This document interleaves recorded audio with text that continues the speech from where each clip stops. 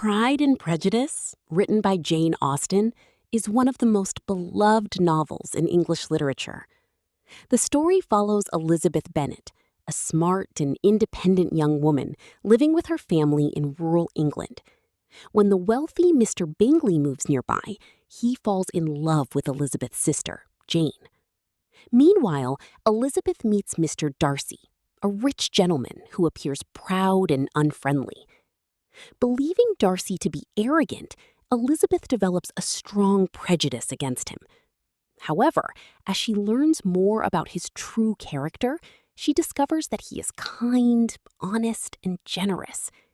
At the same time, Darcy realizes that his own pride has prevented him from understanding others fairly. Through misunderstandings, personal growth, and changing feelings, Elizabeth and Darcy gradually fall in love.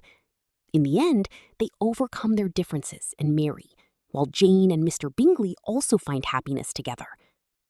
Pride and Prejudice is a timeless story about love, self-discovery, and the